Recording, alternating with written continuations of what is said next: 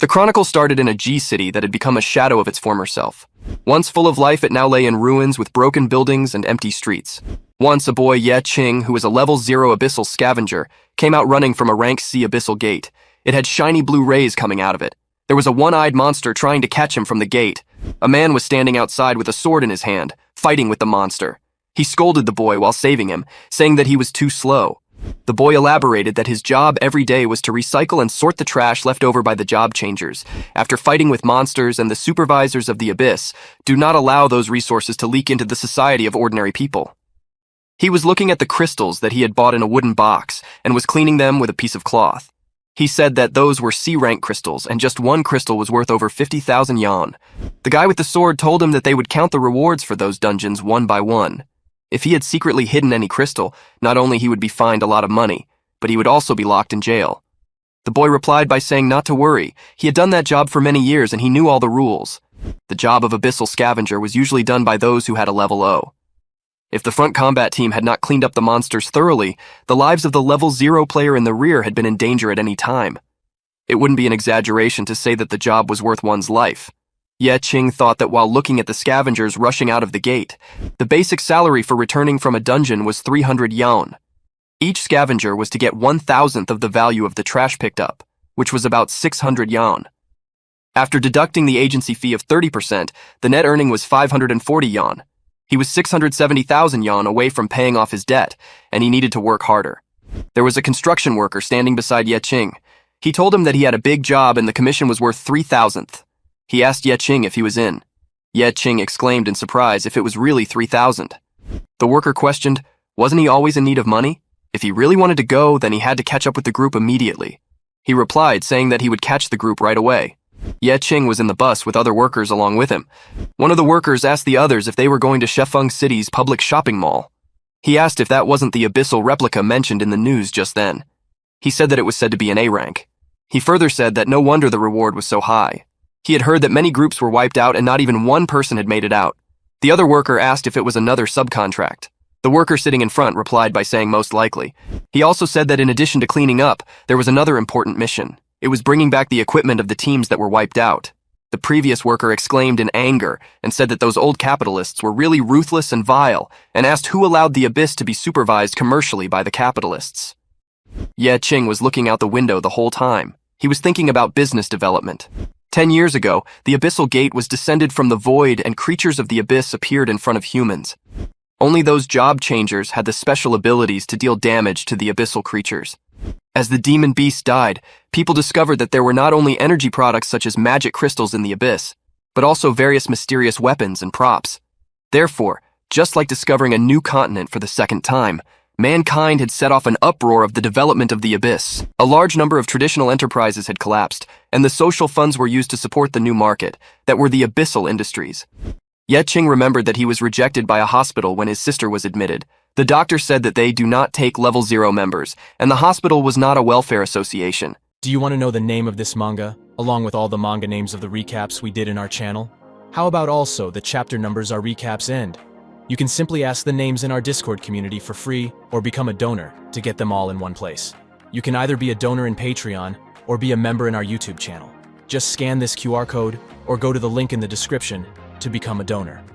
Moreover, becoming a donor automatically makes you a VIP member of our Discord server, with over tens of thousands of members. If he had not paid sooner, he would have had to take his little sister and leave. He had to apologize and asked to give him a few more days. He also remembered that he was kicked out of his house because he had not paid 2 months of rent and was called trash. The employment situation was unprecedentedly bleak for level 0 players who had not successfully changed jobs. They had basically already become useless in society. He then got a ticket from a stranger that offered him a small loan and could be received in 1 second. The stranger asked him if he was in need of money. He further said that the collateral would be the most valuable thing he had, which was his organs. Ye Qing was remembering that all while sitting in the bus. Suddenly, the worker sitting in front started talking to him and said that he heard someone borrowed 1 million from a loan shark and lost everything while trading in the stock market. He further said that if the person could not pay back the money, he had to sell a kidney. And it seemed like he had a little sister who relied on him to support her. The medical bills alone cost so much. That type of person might as well have died. He was burdened a lot at that time that he could only live like trash for the rest of his life. When the bus arrived at its destination, everyone got out of it. There were a few people standing on the top of the rocks. One of them said that the scavenger guys were too slow.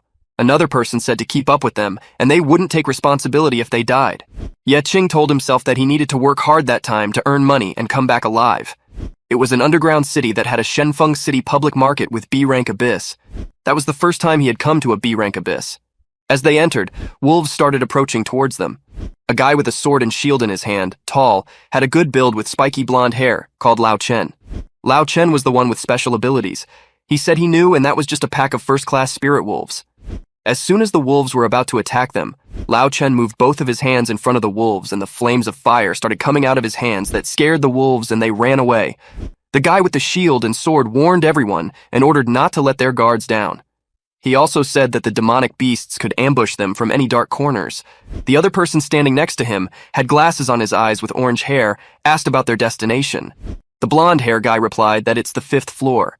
A girl standing along them with a hood on her head said that she doesn't know if that was just her illusion, but the size of the first floor of the market seemed to have increased by more than 5 times, and the height had increased more than 3 times. The orange-haired guy replied, saying that it was abyssalization, which was a replica created based on the real world, but its internal structure had completely mutated. Then he asked why the group that was sent there left no traces behind and where were the dead bodies. He pointed towards the scavengers and ordered them to find the dead bodies, not just follow them. While going towards their destination, Lao Chen had stopped to tie his shoelaces. Ye Qing was just behind him, and he heard him saying that no matter where a level 0 would be gone, their only use would be trash. Ye Qing accidentally bumped into him and tripped that scared Lao Chen for a second. He got angry and shouted at him to watch where he was going. Ye Qing immediately apologized. Lao Chen held him from his collar and pushed him upwards on the wall and said that bumping into trash disgusted him, and he thought he was a monster. The blonde hair guy asked Lao Chen not to bother with those scavengers, and they had a mission. Ye Qing wasn't able to breathe. Lao Chen threw him on the floor and said if he knew he was trash, then he better stay away from him. While picking up his cap and himself from the floor, Ye Qing thought that Lao Chen was a prick who looked down on others. Lao Chen then asked if that's what was called a professional team. While walking along, many thoughts were coming in Ye Qing's mind. A burden to society, a useless person, a trash. Those were the collective terms society had for level 0 members. But what they didn't know was their experience value was 99/100ths, and he was about to reach the next level, and that was level 1. Suddenly a wolf came in front of them, and everyone shouted that it was a demon beast and asked to run away. Ye Qing stood in front of the spirit wolf and asked himself if the guy who left behind was in the front lines. Sweat started dripping as he stared into the wolf's eyes. He saw a wooden shield and a wooden staff on the floor. He thought to himself that the demonic beast was exactly the opportunity he had been waiting so long for. He picked up the shield and staff and attacked the wolf. Blue sparkly ashes started to come out of the wolf's eyes. Ye Qing attacked it again and screamed at it to die. He heard everyone saying if he was really that dumb and that he hadn't been in the field even for a day or two. Doesn't he know that only job changers could deal damage to the demonic beasts? He replied by saying that he knew that and attacked the wolf again. With such weak attributes, he couldn't even break through the defense of the weakest monsters. That was something he knew better than anyone else, and because he understood that fact so clearly, that's why he needed to use more strength. He continued attacking the wolf. On the other side, Lao Chen laughed and said that once those level 0 members would see that demon beast in critical health, they would be so scared that their legs would start shaking. The blonde hair guy held a crystal in his hand and said they could earn a fortune just by casually killing a few monsters. But if they would encounter a demon beast, they wouldn't have been able to do anything, and no wonder they were a low-life trash. They would have kept the most expensive items and would give the rest to the scavengers. He mockingly said that they would ask those pieces of trash to clean that up. The girl then called their boss and said that it seemed there was another beast that had slipped away the other way. It was a demon beast. Everyone was asked to run. The blonde hair guy said that it was exactly like what their boss had told them. Lao Chen exclaimed that he had already requested the purple piece of clothing and no one could take that. He further added that no one was allowed to snatch it from him. The wolf was attacked with an arrow on its back. Ye Qing screamed he would not let himself die like trash. As the wolf lunged towards him, he gripped his staff tightly, and with a swift and desperate motion, he swung the staff at the wolf, striking it across the side. And the wolf was dead. It was just 1 point of damage applied. He got so happy and screamed out his victory against the wolf. Suddenly Lao Chen came to him and taunted him that the lone horse had managed to kill 1 low-level wolf. He also asked if he was acting like a hero. He jeered at him and asked that he really thought he had lived for too long. He again mocked him by calling him a piece of trash and said that they had not spent the money to get their corpse. There was blood coming out of the side of Ye Qing's mouth while Lao Chen held him from his collar, but he was still happy that he had unlocked the first level. A job changer's path was not limited to one path. When their experience accumulates to level 1, even a level 0 member could successfully switch jobs. They could even obtain the hidden job more easily. Just to achieve that goal, they had a need of thinking of ways to gain experience so they could level up. But to a level 0 member who was unable to deal damage to Demon Beast, it was harder for them than ascending to the heavens. He had spent so many years facing the risks and risking his life to search for a guaranteed critical hit to cause at least 1 point of damage. Accumulating that day by day was the only way that he could earn experience points. And at that time, those conditions were met. He had dealt 1 point of damage to a spirit wolf and had earned 1 experience point. The system showed that his experience points were increased from 99 100ths to 100 100ths. The conditions to level up were fulfilled. Lao Chen was in shock and asked how a mere level 0 abyss like him had managed to get a job shifting. The system congratulated him on achieving level 1. Blue color rays were all around him. His maximum level was level 1. Lao Chen started laughing and said what kind of job changer was that? He also added that a trash picker was still a trash picker even after changing jobs. He mocked him and asked that the maximum level was level 1. He added further to it that it was once-in-a-lifetime precious opportunity, and he changed his job to a trashy job that literally meant trashy. He laughed at him again and taunted by saying that it suited him. He then grabbed his collar and warned him by calling him a level 1 scavenger, and said that his buddies were all gone and the mission of cleaning up would be completed by him alone. Lao Chen went to tell everyone that something incredulous had happened. Ye Qing asked himself if being scavenger weak, and if a scavenger's maximum level was 1, he couldn't use his level-up attributes to grow. He also asked himself what would be a scavenger's ability. The system started showing a message that there was recycled trash found that was a corpse of a low-level spirit wolf. His eyes sparkled when he read the message and realized that this was the abyssal scavenger's ability. He saw 2 hands with long scratchy nails coming out of the system and dragged the body of the wolf inside the purple light. He found it a little scary. There was a recycling sign coming on the system, and it had written that the trash was being disintegrated. Another message was shown with a sign of trash, along with a victory sign of those 2 hands that disintegration had completed. The hand then came out of the system with a mirror on it that showed a picture of a spirit wolf with red eyes, and on top, if it was written, that he had gained a spirit dash and he had 3 attribute points. He asked if he could get cards and personal attribution points from corpses. He requested the system to open the attribute board. The system showed a table that had his name in the list. It had his strength, agility, intelligence, will, constitution, and luck. It was all 1+. The corpse needed 3 agility in order to be used. He thought to himself that it was only 3 agility points. He decided to put all his 3 attribute points into agility. The system then gave a message that he had satisfied the conditions to use Spirit Wolf, N. He currently had 4 points and required over 3 agility points. It asked him if he would like to use that. He replied in order to use it. Green ashes started to come out of the system and entered into his body. When it stopped, he asked if that was it, and were there no results. He was then being called out to clean up. As he stepped forward, he started running so fast and tripped over a root of a tree and fell down. He wondered if that was a skill. The system showed that the spirit dash had cooled down. When he got up and saw there were many corpses of wolves on the wolves, and on each wolf it was written that recyclable trash had been found. He muttered to himself that not only he could get attributes, he could also recycle the beast's powers. That was the sole ability of an abyssal scavenger with a maximum level of level 1. Abyssal scavengers were clearly outrageously strong. The system started showing that he had gained 4 attribute points to allocate, he had gained 3 points to allocate, and there were few more of the same messages on the system.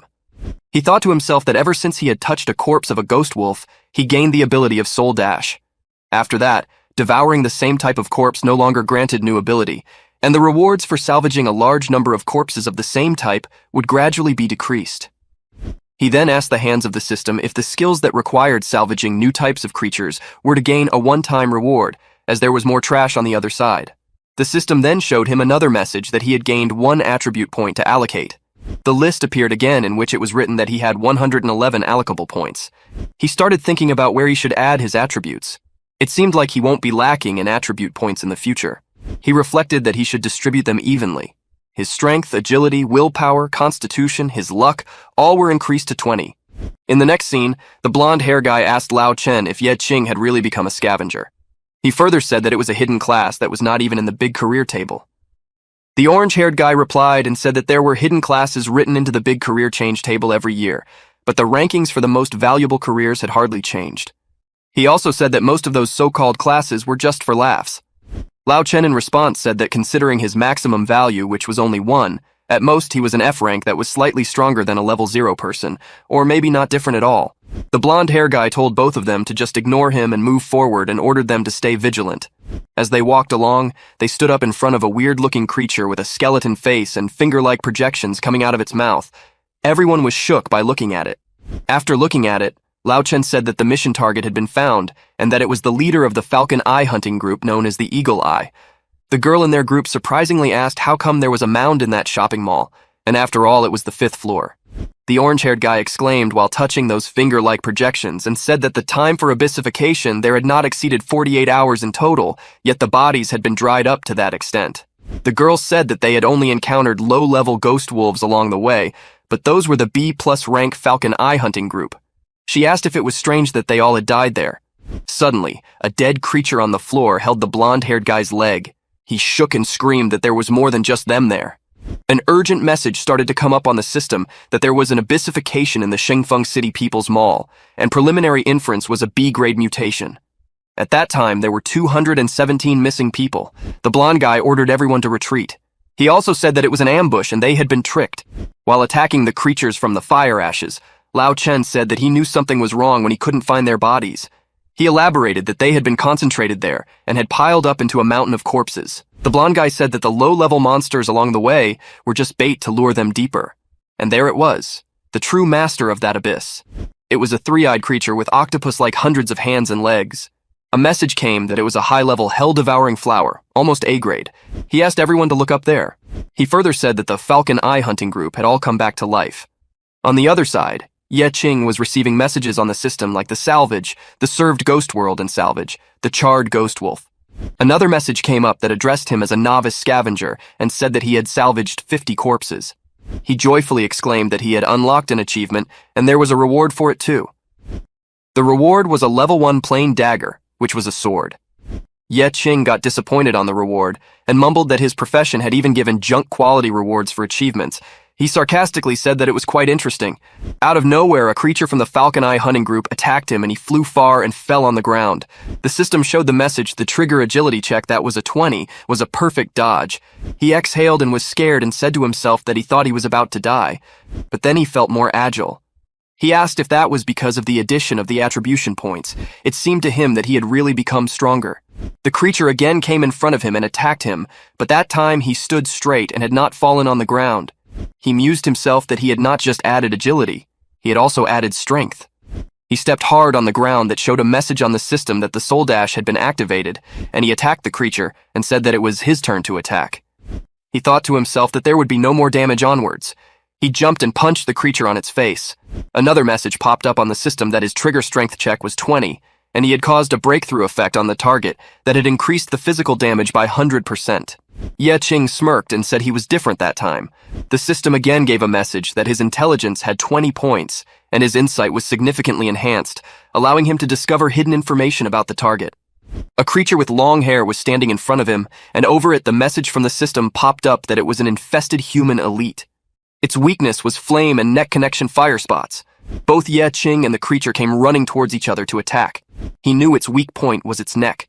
His plain dagger started to come up on the screen, along with a message that his trigger luck check was 20, and if the plain dagger effect would be activated, then the target would have gained the bleeding effect. They got to know that he had killed the infested human. The trigger constitution check was 20, and the poisoning effect was neutral. Ye Qing was very happy on his first successful solo kill. The infested human could have been salvaged, so he ordered the system to salvage, which was successfully done. He then got an option of gaining the passive skill by the toxic transformation. The poisoning effect was reversed and randomly transformed into a beneficial effect for him. That was all written on a card given to him by the system. Ye Qing thought if toxic transformation meant that he could have had toxic waste as a medicine, he commanded us to use the card. By doing that, his passive skill transformation was added, and he had gained 5 attribute points to allocate. Then he got a decomposed and dropped spoiled potion. On the card, it was a purple bottle and it was written not to drink as it was highly poisonous. He took the bottle out of the card and wondered that with toxic transformation, highly poisonous effects could be transformed into beneficial effects. He decided to drink the purple potion to see what would happen to him. The poisoning effect of toxic transformation was reversed into a healing effect, and the damage he received before had been restored. The system informed him that all basic attributes were doubled, and the effect would last for the next 10 minutes. The randomly obtained effect was so powerful, he felt like his strength had surged. He remembered that after adding intelligence to a certain value, he could see more hidden information about the target. So that time, he allocated those 5 points to intelligence. His list appeared again where his strength, agility, willpower, constitution, and luck were increased from 20 to 40, and his intelligence was increased from 25 to 50. Suddenly, he heard the voices of monsters. He wondered if he had missed a monster. A huge group of monsters was approaching him. He was reminded of what he was being called by everyone, the burden to society, garbage, a useless person. But after that he could tell them loudly that his name was Ye Qing and he was a scavenger. He called the monsters trash and shouted at them to come at him. On the other side, the corpse of monsters had attacked those leaders. The falcon hunting team had been parasitized. The blonde hair guy sighed and said that even though it was a corpse, its strength was actually stronger than when it was alive, and not to mention there was still the man-eating flower. Everyone was ordered to retreat. The monsters kept coming on them. Lao Chen came into a state of shock and screamed that the monsters were very strong. He then said that he went there for money and equipment, and it would be a waste to die there. He attacked the monsters with slow magic, which also attacked the blonde guy. He asked him what he was doing, and they were on the same team. Lao Chen apologized and told him that he had to slow them down so he could escape easily. He also mentioned that he would burn a few incense sticks for him when he would come back and run away from there. Lao Chen mused silently that he would not lose much if he would run right then. At least he would have still had the equipment he had picked up. He could just make up an excuse for the team being wiped out once he would escape. All of a sudden, he saw a shadow standing in front of him and fell on the ground. Later, he realized it was Ye Qing. He exclaimed to Lao Chen that he had betrayed his teammates to save his own skin. Lao Chen saw a group of dead monsters behind him. He was astonished and asked if Ye Qing had done that all. He speculated that he could not leave Ye Qing there alive. If he told the supervisory committee, it wouldn't have ended well for him. He yelled at him that he doesn't want to become stronger. Doesn't he want to stand out? Now is the time. He said to him to go and become food for the monsters. He kicked Ye Qing on his stomach, he got hurt and fell on the ground. The system told him that his strength check was triggered. It was a critical failure, and his kick had no effect on the target and it was backfired. He called Ye Qing a stinky and asked what was going on. In response, Ye Qing said that he was not even worth being called trash and attacked Lao Chen with his powers and threw him in the purple light. The system started recycling him as garbage, but then mentioned that it was non-recyclable trash. He then realized that not all trash could be recycled. His recycling ability got upgraded, and he could recycle useless abilities, but with the target's consent. He asked if they would faint. Was that considered consent? He murmured to himself that it was convenient. He got to know from the system that he had used the Sorcerer Experience card, and his acquired ability was Flame Field Control. Fireball required 15 intelligence points, and his intelligence was 50 points. It triggered an overcast effect, and the fireball evolved into an inferno blast. He saw another group of monsters coming toward him to attack. He asked himself how to cast a fireball. He remembered that the guy did it by moving his hand forward. Orange flames started to come out of his hand, and there was a huge blast that appeared in front of his eyes. All the monsters disappeared from there. He screamed that he hadn't had a chance to recycle, and asked not to obliterate them all. Someone attacked him from the back that instant with 2 swords in his hands. Ye Qing got alert and attacked him back and said that he had not learned any melee combat skills yet. The attacker said that he doesn't want to be resurrected by that thing after he dies, so he asked him to become his help instead. Ye Qing got a golden shield from the system, and he was commanded to use it, and killed the attacker. After that, he apologized and said that he had to recycle his body then. He had obtained the dagger proficiency card. He could then use daggers like a thief, and could launch a storm-like stabbing attack. He used the dagger proficiency card. He said to himself that the ordinary dagger in his hand felt more agile. He was asked if his mission was to find the Falcon group and bring them out of the instant dungeon. He replied with a yes while attacking the group of monsters. He was then told that if their bodies would not be found, his mission would be deemed a failure, and he would not receive any rewards.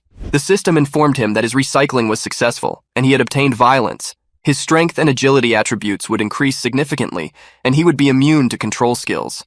He knew that already. He was then asked if he had found the corpses of the Falcon group in the dungeon. He responded that he had found them, but they had all been recycled already. He was questioned how they were already recycled. They were dragged into the abyss by some person. On the other side, in the interrogation room of the Supervisor Committee of the Abyss, Lao Chen was told that he was the only survivor from the dungeon, and the person he mentioned does not exist. He was also informed that, when he was found, his level was reduced to level 1. That was something they had never witnessed before. Lao Chen replied by saying that his abilities were being recycled by that person. He then told that person was a trash picker. He was talking about Ye Qing. He thought that their pollution level from the abyssal energy was high and was causing them to have hallucinations. That was the suspicion the killer team had established. He tried to convince them that he wasn't lying to them and it was really that trash picker. At the entrance of B-rank Abyss, Ye Qing was standing with other soldiers and told them that after he sold all the magic crystals on the black market, he only received about 30% of the money. As the crystal business had always been a monopoly of large enterprises, private sales were illegal. The black market would charge over 70% as the handling fee. The magic crystals he brought out were barely enough to pay off the debt he owed loan sharks in the past few years, but there was no more surplus. If he kept using his recycling ability in front of other people, he was afraid that he would be reported to the supervisors, not to mention that he was a person who had awakened a strange hidden job. It wouldn't be impossible for them to lock him up and do research on him for more than a year. He had to make more money while he was free. There was a recycling logo tattooed on his right hand. The leader standing among those people said that it was an abyss that had just appeared. Everything was still unknown. He assumed that they all knew the risks of getting involved, and so the rewards would be doubled that time. He further said that people who had qualifications as job changers could come up to him and sign up. He emphasized that only those should go to him who were over B rank qualify. Ye Qing asked the leader if he thought someone like him qualified. The leader asked his rank. He told enthusiastically that he was a level 1 scavenger. As soon as he said that, everyone started laughing at him. The leader held his hand, mocked him, and said that even a piece of trash like him had the guts to call himself a job changer. He ordered him to go stand in line with the rest of the trash pickers. He thought to himself that if he would make them think he was weak, they would lower their guard, and he would probably be thrown to the back of the group and would be taken on a supporting role. He reflected further that in that case, even if he would secretly collect corpses and trash behind everyone's back, no one would notice. That was his lazy but genius plan. A girl with long white hair was standing behind them. She asked the leader to let go of him. Other people started murmuring that she was the daughter of the famous Liu family, the one who had awakened the God-chosen job. She told the leader to take him, and they would have just enough people. She was the rising star of the hunting group, also known as the God-chosen child, Liu Xingran. She continued to talk to the leader and said that Ye Qing was only level 1, and he was still a newbie without any proof of qualification. She also said that it doesn't matter if he was a newbie. It doesn't even matter if they all were level 1. They all were just there to make up the numbers, just like trash. The leader drooled and called her Miss Liu and said that they were only responsible for protecting her. That was her family's property, and she naturally had the final say. Ye Qing sighed and said that was close. He thought he was going to be kicked out again. He added that it was not the first time he had played the role of being trash. He stared at Liu and thought about where he had seen her before. He suddenly remembered that it was 2 years ago, and without warning a monster attacked Liu. As she was just about to attack back with her sword, Ye Qing came forward and stabbed the monster with a staff into its mouth. The monster fell on the ground, leaving Liu in shock. He had gained 1 point of critical hit damage. Liu asked him if he was the trash picker. How come he could kill demon beasts? Ye Qing burst out in joy and said he did that for the first time. He had successfully received 1 point of experience. She asked him if he was okay. She had only heard of that rumor, but she didn't expect anyone to actually try that way of upgrading. She further asked why was really using that way to gain experience. In reply, he said to make money, obviously. She responded by saying she doesn't believe him. That way gaining experience would cost his life. Meanwhile, he was amazed by the number of crystals he was collecting by killing the demon beast. He was so happy that all the crystals were his. He asked Liu what she knew. He taunted her, saying that job changers thought they were so superior, further questioning her how she could understand the bitterness and hardship of the lives of people like him. She was the one that left the group and moved forward alone. He asked if she was throwing away her life. When she faced so many demon beasts, she just single-handedly rushed towards them. He inquired if she was trying to prove something. She yelled at him and said that she did that all to become stronger. She wanted to become the first one to conquer that place. Ye Qing questioned that place? She started cross-questioning him to know his real purpose for wanting to change jobs. He said it was his family. He wanted to become strong and protect his family. She then asked his name. He told her it was Ye Qing. She introduced herself and said that she was Liu Xingran. She further said that she would look forward to seeing his successful job change someday. Once he would change his job, he could join her group. She suggested he conquer that place with her then. They both shook hands. Ye Qing accepted the deal and asked her not to slow him down when that time would come. She told him that they would see after his job changes. She had killed 30 demon beasts by herself just then, and he had just finished one off at most. She counted that as 0.5. Suddenly, people from the supervisor committee rushed towards her and said that they had been looking for her for ages. They asked how she could secretly sneak into the depth of the abyss. They mocked Ye Qing by calling him a trash picker and ordered him not to go near their lady. They took her away and said that the president was very furious and almost broke their legs. She asked them to wait, and then threw a crystal in his direction and asked him to catch, and told him that it was his 0.5 reward. He caught the crystal. He reminded himself of her name and went in the other direction. In the next scene, he was standing with the leader, Liu Xingran, and other abyss members. They were all standing in front of a gate that had purple lights all over it. The leader slapped him on the back of his head and alarmed him that it was definitely Liu Xingran, and asked him why he was staring at her. He was ordered to move all the crystals. He said to Liu that he would try his best not to drag the others down. She appreciated him and told him to get his gear and get ready to go. Everyone followed the leader and Liu Xingran behind. Yet Qing knew that he had to work hard to make money and return back alive. When he fought his way out of the abyss the previous time, he had mastered the shield warrior, assassin, and berserker abilities.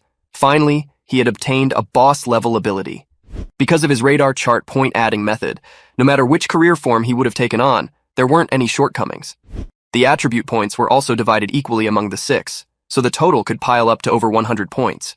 After all, he was the one who had wiped and cleaned all the recyclable things in the previous abyss. He questioned himself what level would be the equivalent of 100 points.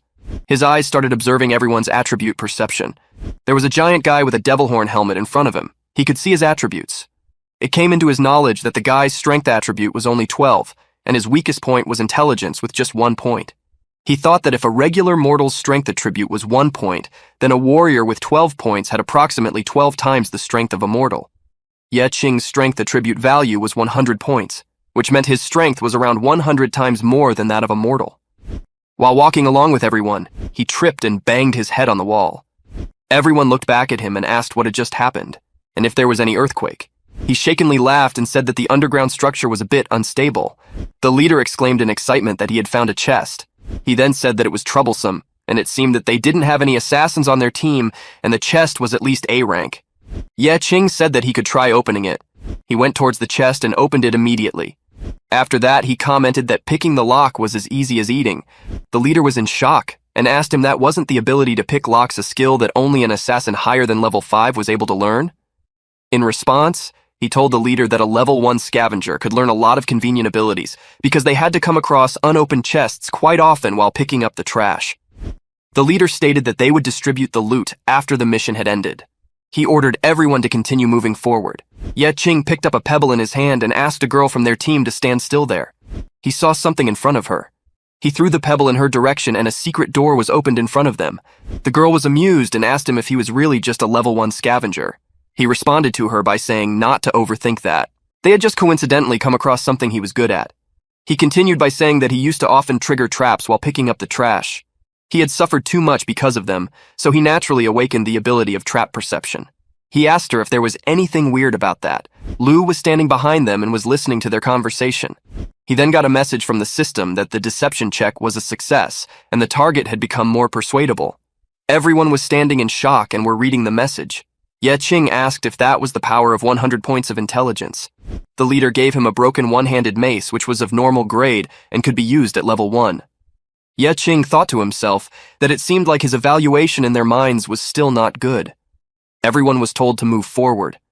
As they were moving towards the secret door, someone asked what it was, and if it was a secret treasure at the end of the level. They sighed and said getting there was really too simple. That abyss would be an award room without any monsters. There was a glass filled up with a red liquid, probably with blood, and it was boiling. The system told them that a reward room was a room with no monsters and only treasures. It was a unique abyss type. Liu told them not to celebrate too early and to pay attention to where the monsters might have spawned. The guy with the horn helmet held a stone tablet in his hand and asked that it could not be that the stone tablet was all there to that abyss. He then told everyone that they had obtained the final treasure and they could leave from there. The blood in the glass started to boil more. The system warned them that the blood trial was starting. It busted and the blood started to come out like a huge volcano. Everyone stood in shock. The leader called them idiots and said that it was not a reward room at all, it was a trap. It was a blood nightmare. Thousands of monsters came out of that blood. Liu shouted to prepare for the battle. Everyone took out their swords and started to attack. Ye Qing thought that in order to prevent his attributes from being exposed, he should fight with about 25% of his strength that time. He wore the Ring of Weakness, which was also known as trash. Its effect was it would reduce all the attributes of the wearer to the percentage of their choice. He wondered what would be the use of a ring that could only reduce attributes. He then thought no matter how useless something would seem, it would come handy one day. He activated his spirit dash mode and attacked the monsters with one strike. Liu curiously asked, just one strike? She found that very interesting. Then she also attacked the monsters with just one stroke and killed many. The horn helmet guy asked what that was. With just one cut, it was bursting into pieces. He also said that it was condensing. That thing had taken on the form of humans. The Blood Nightmare's original state was very fragile. When attacking humans, it would strengthen itself according to its opponent and imitate their form. The other girl appreciated that he was doing a great job. He got happy after listening to that compliment. Out of nowhere, a Blood Nightmare came and attacked him with a sword on his stomach and knocked him out on the ground. The girl said that beheading it was no use. She then asked if that thing was unable to be killed. The Blood Nightmare attacked him again on the ground. Liu told him to get up and it was just a Blood Nightmare, and they were just embarrassing themselves. When he didn't get up, she said that as expected, a piece of trash was just trash after all. Another Blood Nightmare was stepping towards the girl and the guy with horn helmet on. The girl had a stick with fire at its end. She exclaimed and said that it was too fast and there wasn't enough time to cast magic spells. Ye Qing came in front of them and attacked it with the fire flames and said that since a sword was ineffective against it, it would be better to make that evaporate on the spot. There was a great flame explosion on the Blood Nightmares. The girl shakenly said that it was an S-grade evocation spell. How could a level 1 player do that? From the other side, 2 other Blood Nightmares came to attack him. He screamed out so loud and that gave the nightmares a shock. His berserk mode was activated. It had some exclusive abilities that included his speed and strength to increase to 100%, and the damage received to the nightmares was also increased to 100%. He kept attacking the nightmares until their flesh was all over the place. He then saw all the flesh was condensing back and formed a giant Blood Nightmare. He was confused about what was up with that monster, realizing it was being replicated. It was a king-level Blood Nightmare. He asked himself with a puzzle expression how a king-level nightmare appeared in a B-rank abyss, trying to identify what was wrong. It was able to imitate the target's form, and it grew stronger when it encountered a strong enemy. That Blood Nightmare absorbed his attributes and immediately evolved into a king-level monster. The minister attacked him, but he succeeded in surviving. He questioned himself if its attributes were on par with him. If that was the case, then there was no way to fight it by overpowering its attributes. Liu mockingly called him a good-for-nothing fish and told him to step aside. She also said that she should be the one to take care of such a powerful opponent. She attacked it with her maximum power from her sword, but it succeeded to defeat itself. Ye Qing shouted at her to control the first domain. The monster kept on attacking her. She stood up and realized that it wouldn't help, and she was still too weak. In the next scene, she was standing in front of a giant hole with blue light coming out of it. Her guards came and told her that they had detected the energy level of that abyss, and it was very unstable. They asked her if she was planning to go on her own.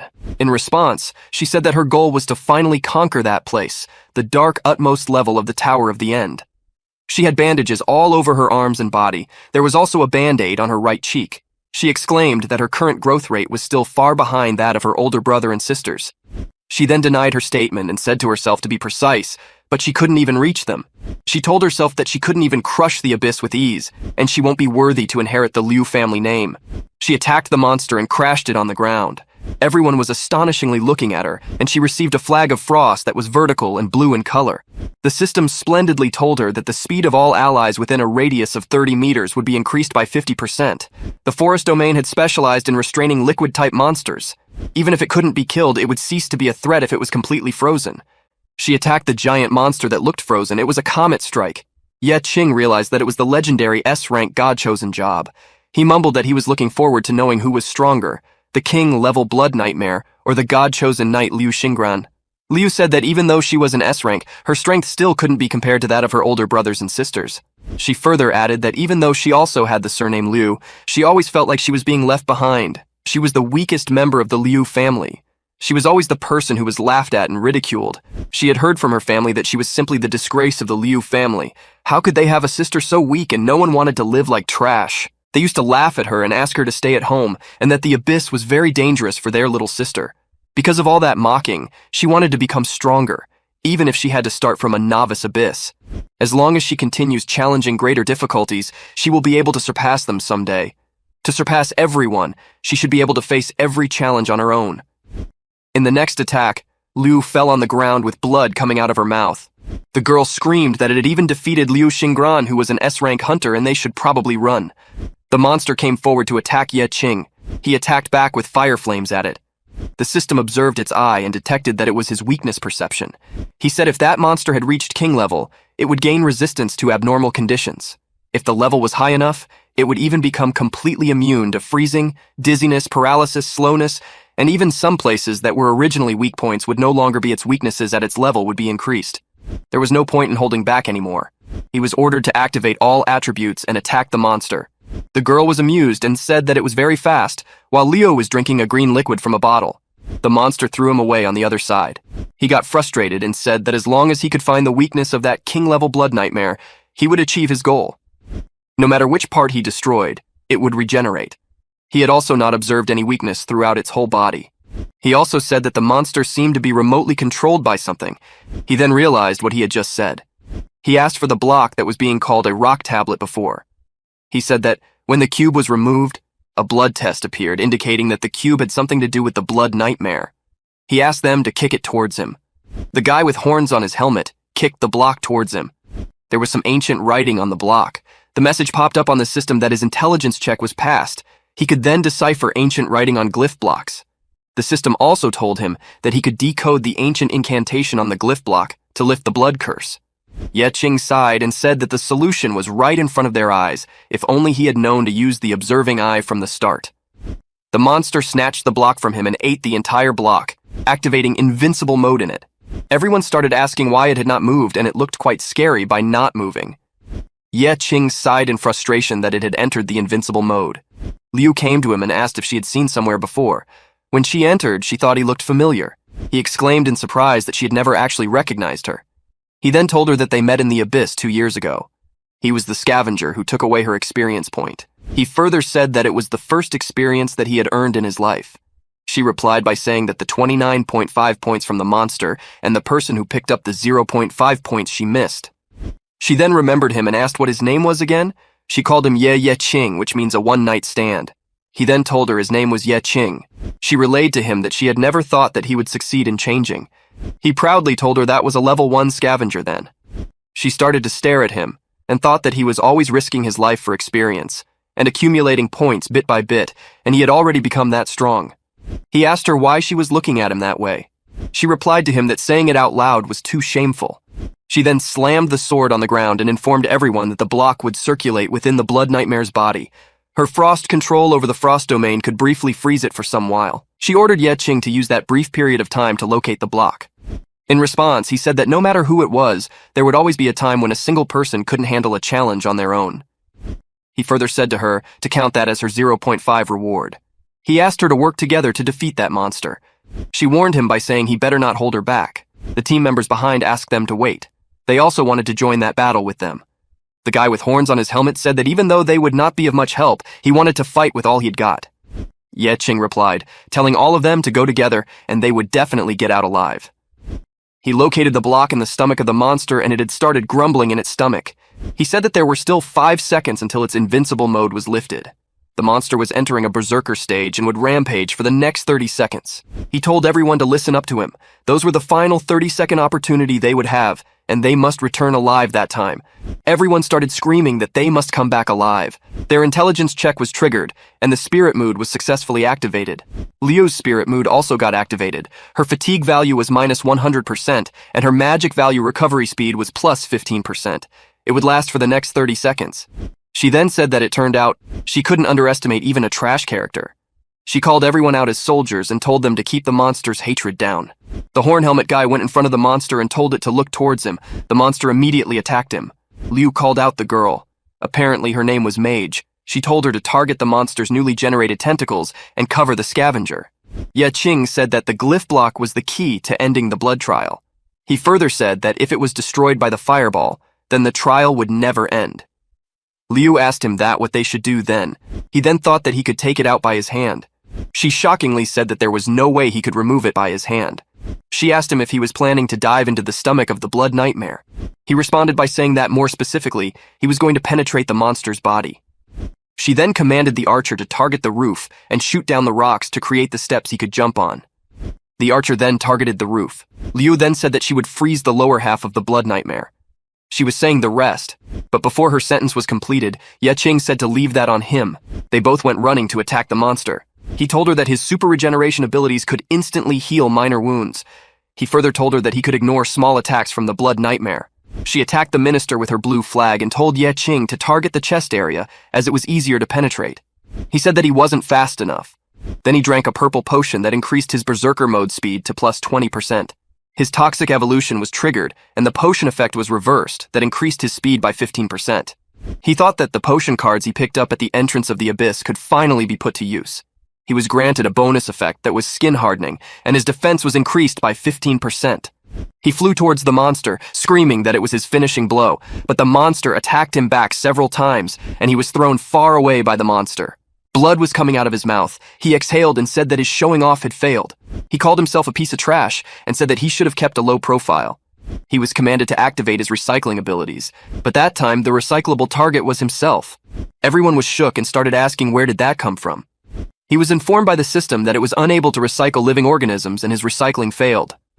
He responded that if he couldn't be recycled, then he should be thrown out vigorously, with all its strength. The system threw him so hard on the monster that he was able to penetrate and got the rock from the monster. He then started reading the spell written on the rock. After the spell was complete, the blood trial had ended. Everyone started questioning what had just happened and if they had won. The system gave the message of level up. Everyone got excited and started celebrating among themselves. Their strength, agility, intelligence, will, constitution, and luck all were increased. Liu was shocked that she had just leveled up, but Ye Qing failed to level because he was already at his maximum level. There was real treasure all around to collect. Ye Qing picked a card of sword, but it required at least level 10. The system informed him that his level does not meet the requirements. He exclaimed that his maximum level was only 1. It meant that all the flashy equipment before his eyes was useless to him. He got sad and wanted to try them so badly. Liu told him that as the one who had passed the blood trial, he was the greatest contributor, so he should be the one to distribute those items. He giggled while saying that it was nothing. He then told her that there was something he needed to trouble her with. On the other side, there were thousands of guards standing behind the gate of the abyss. One of the guards said to contact the headquarters and prepare to send a rescue team there. Liu got out of the gate and said that there was no need to do that. Everyone outside got curious to talk to her. There were reporters spreading the news that as expected of Miss Xingran, and that she had successfully cleared an abyss on her own. They all excitedly welcomed her back. Liu responded to everyone by saying that it was right. She further added that what could there possibly be that she couldn't do alone? She was an S rank after all. All the other team members slid from the side saying that they would keep that a secret. Previously, Ye Qing told her that her Liu group shouldn't be short of money. He then asked her if it was possible he could sell those items to her with a discount, which was, he would charge her just 500 magic crystals. She agreed with him. He then continued talking and said that there was one more thing. When she would leave, he wanted her to treat him as if he weren't there, and the abyss was cleared by her alone. She got confused but later agreed with him. He asked everyone else to go ahead and he would slip out secretly later. Liu started thinking that Ye Qing was planning to make her owe him a favor. On the other side, Ye Qing went to the place where that rock was present. He sat down, stared at it for a while, and with his powers, snatched out a tiny blood nightmare from it. He then started to talk to it, saying that even something as weak as it wouldn't want to be like trash and let others step on it. He asked it to become its strength. He completely took the blood nightmare out and threw it towards the hand of the system. The system successfully recycled the blood nightmare. The abilities gained by the blood nightmare's body were consuming life essence to summon a nightmare clone. The clone could imitate the host and could deal and receive damage once. The clone would dissipate immediately after the effect was activated, and this ability could be upgraded. Its cooldown time was 30 seconds. Ye Qing got happy and said that in the further battles, he would be looking forward to working with it.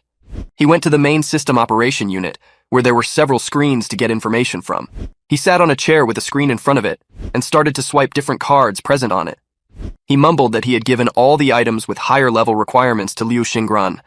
But then he thought that an unknown scavenger with lots of flashy equipment in hand would definitely be noticed by the group of supervisors. On the contrary, those pieces of trash were so inconspicuous that the supervisors wouldn't bother caring even if he would sell them secretly.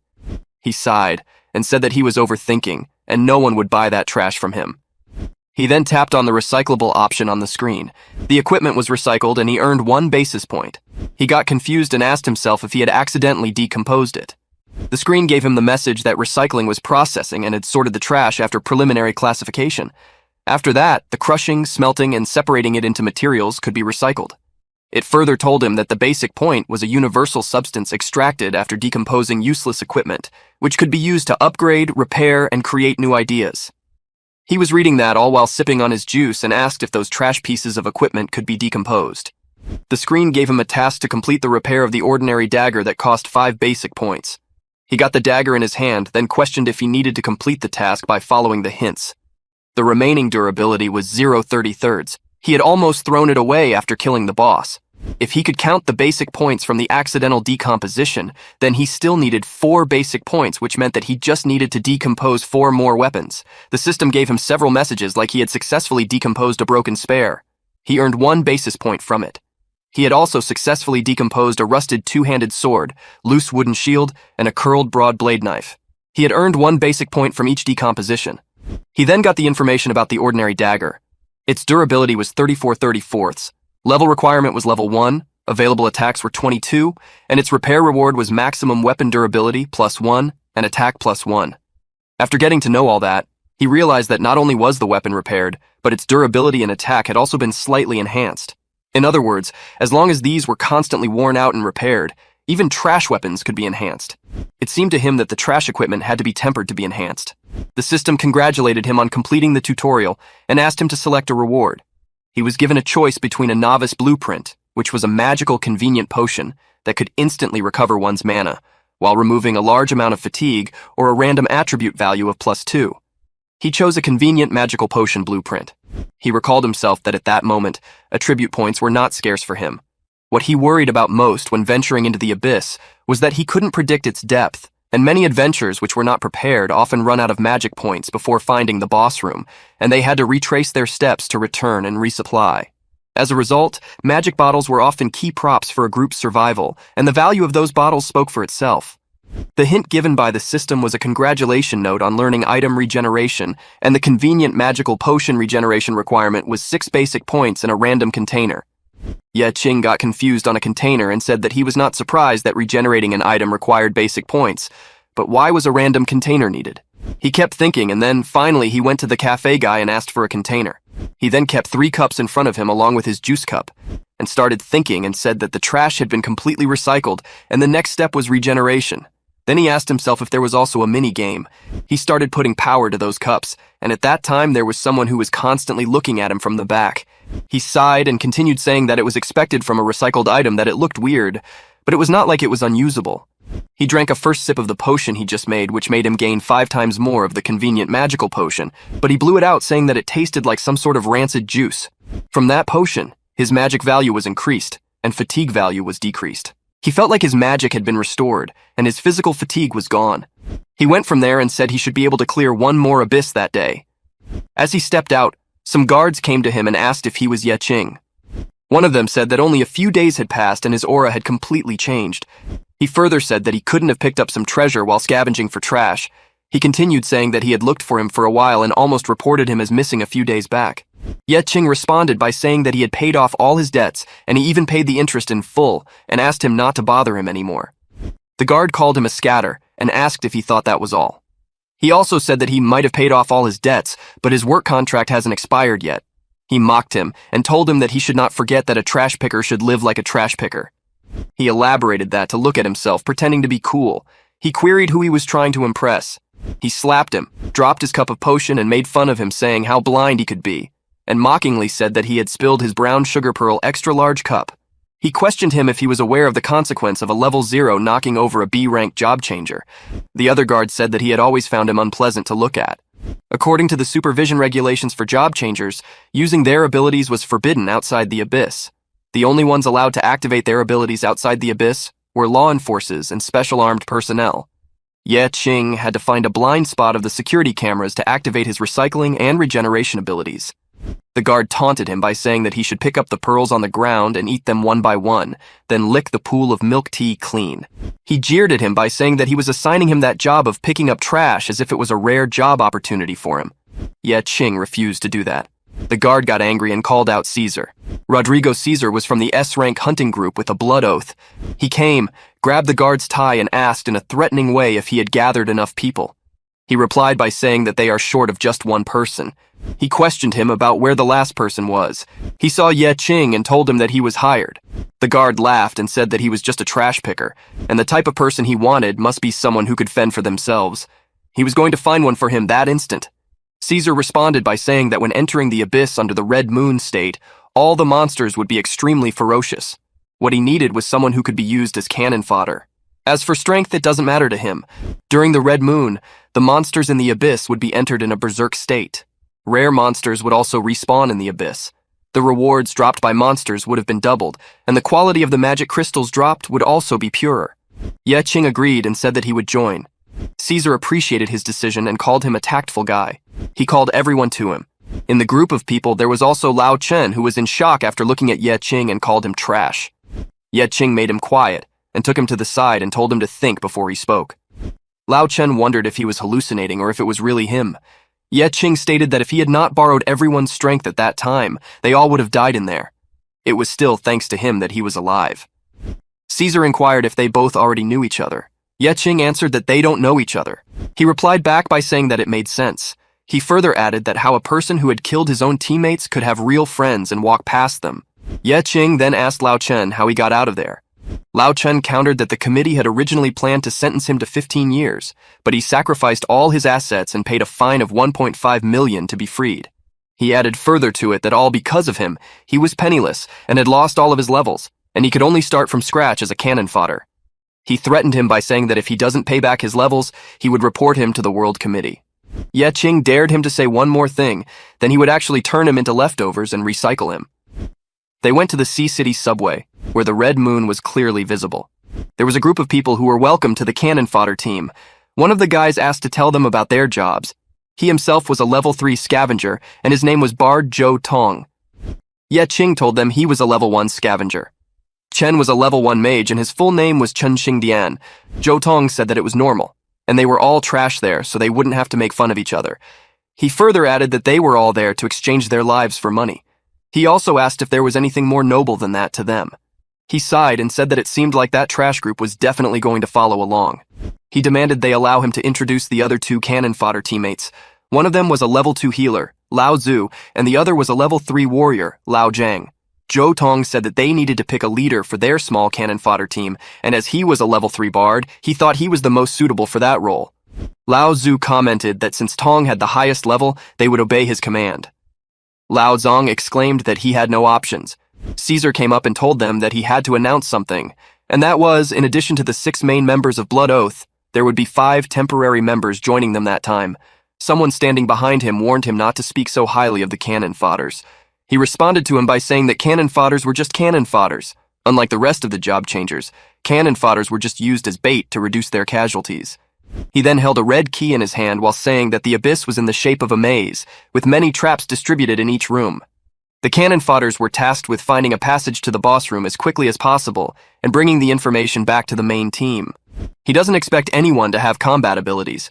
He laughed at them while saying that if they encountered a monster, they should run away. He also mentioned that if they wanted a share of money, at least one of them had to leave alive, and if only one of them would survive, then they would earn all the rewards. Lao Zhu started to cough, on which Caesar asked him if his health was okay. He responded by saying that he couldn't back down, and he still had 4 daughters waiting for dinner at home. Lao Zhang also sighed, and mentioned that his wife was severely ill and he needed the money. Why else would he take the risk there? Everyone was told to proceed towards the gate. Lao Zhang was talking to Lao Zhu. He pointed out to him that Ye Qing looked like a new face. Lao Zhu replied by asking if there weren't always new faces in the cannon fodder field. Zhang meant that the new face looked relaxed, and that was the first time he had seen someone like that. After walking for a while in the abyss, Tong questioned Lao Chen if he had not found it strange that not a single monster had appeared even after walking that far. Lao Chen requested him not to jinx that. Lao Zhu asked why the place had suddenly gone colder. Lao Zhang agreed with him, saying that the temperature had really dropped. Tong uttered that he knew he should have worn more clothes, and asked everyone to continue to move forward. As they were walking, Tong stepped on a tile which made a sound of crack and flew on the top and landed on his head. He started running around saying that his head hurt. Lao Chen yelled at him that he had stepped on a trap. Ye Qing started thinking how he had lived up until then and called him a very careless person. Tong expressed that he was very lucky as he was almost taken out by the mechanism, then enthusiastically said to keep moving forward. Suddenly, some weird creatures in the shape of a giant peanut started falling from the top. Those things were wrapped in white cloth and made a thud sound when they fell on the ground. Lao Tzu asked if those things were alive. In a flash, horns started to come out of those things. They were level 5 demonized spiders. They were also called elite creatures, demon insects, or spitz poisons. Tong gasped that those disgusting insects scared him the most. Lao Chen activated his burn mode, but it doesn't work on them. He got to know that those were elite creatures. Lao Jiang said to allow him to attack those things, and attacked them with his sword and shield. One of the demonized spiders stepped towards Ye Qing and attacked his leg. He stood still and kicked it away, killing the spider. Lao Chen noticed that, and started to wonder why Ye Qing was being so arrogant, and he was nothing but an ability stealer. The system told him that a recyclable demonized spider was found, and if he would like to recycle it. Ye Qing recycled it. That earned him 1 attribute point, and he also obtained 1 arcana quenching poison. When the weapon hit the target, it was accompanied by poison effects. It caused 60% of the weapon's damage within 6 seconds. If the attack caused a critical hit, the total damage was increased to 120% of the weapon's damage. Its requirement was agility value above or equal to 25. That item was a blade type, which was mutually exclusive with vampire types. Arcanas were an additional type of ability that could be used on items and equipment. After 1 use, the arcana disappeared, and the target item equipment would gain the strengthening effects of the arcana until it was destroyed. Arcanas of the same type were not superimposed, but multiple arcanas had fusion characteristics. Ye Qing deliberated that it seemed that he could obtain not only skill cards and job cards from recycling corpses, but arcana cards as well, and that type of card seemed to be able to strengthen equipment. Lao Jiang called him a newbie and queried what he was doing spacing out. If he didn't want to hold everyone back, he could just retreat. Ye Qing responded that he was going. He tried that quenching poisoning on the ordinary dagger. On the other hand, Tong was freaking out that even though he was the highest level bard on the team, what he was scared of telling them was his job had no combat abilities at all, and it could only buff others. The situation they were in was very dangerous. He could only give himself a life-preserving buff first. He mumbled that he was an elegant barn, and during battle every second he should remind himself to be gentle. He doesn't care what that day brought to him. He further thought that monsters or ghosts all on his territory would be captured without mercy. He said that all on a mic, everyone was confused about what he was doing. The system mentioned to him that the target was strengthened successfully. Tong whined that he had messed up and strengthened the monster instead, and started to run from there. Everyone was asked to retreat from there. Ye Qing came out running and attacked them with his dagger and killed them all at once. Everyone thought that it was Tong who had killed the monsters, saying that the bard was so strong, and that was exactly what was expected from their leader. Tong asked in a laughing tone if he had done that. He further said that he only planned to activate a buff to put oil on the soles of his feet. Ye Qing wondered that demonized spiders had poison resistance that weakened the effects of poison. It was no wonder that quenching poison was an arcana extracted from the demonized spider itself. If it was used on themselves, the effects definitely wouldn't be obvious, but they were overflowing with just physical damage. The monsters of the abyss had a certain extent of intelligence. If they found the target invincible, they wouldn't initiate an attack. They would turn around and run as their first strategy. The monsters started to tremble. Lao Tzu screamed that the monsters seemed to be retreating. Lao Chen sighed that it was only the first room and it was already terrifying. Ye Qing hadn't dared to imagine what would appear later. He apologized, saying that many quenching poison arcans had already been recycled. He only kept 1 card as a spare. The remaining 27 had all been converted to basic points. He ordered the system to keep 1 card as a space and convert the remaining 27 into basic points. The system hinted to him that 54 basic points were obtained. Tong said that the monsters retreated and asked everyone to move forward. He mentioned to everyone that their mission was to venture further inside, and they must be careful further on and not to trigger any more traps. Ye Qing mumbled if he was talking about himself. They saw a mirror-type entrance on one wall. The hidden berserk area was found. Due to the influence of the red moon, new branches were appearing in the dungeon. Ye Qing asked if he should be trying to explore that branch. He summoned the blood nightmare that took the complete appearance of him. He asked the blood nightmare to talk with others for a while. He would catch up later. The blood nightmare went to them. Tong asked where he had been. He told it not to fall behind, otherwise they would not know how he died. They all went to the hidden berserk area, and Ye Qing went into the hidden berserk area where there was a monster. He fought with it for a while, but then he realized that its physical defense had made it almost completely immune. The monster threw him on the ground. It was a level 20 broodmother, known as Rare Elite. The broodmother was a type of spider monster found in games like Grounded. Ye Qing got excited and said a Rare Elite had actually appeared. If he could kill it, then he would be able to obtain rare-level recyclables. He attacked the monster with the great flame explosion that made a blast, but it was not affected. He realized that it had fire resistance immunity, so he could not use that attribute to his advantage at all. If that was the case, then he would just kill it directly. He took out his poison dagger and attacked the monster.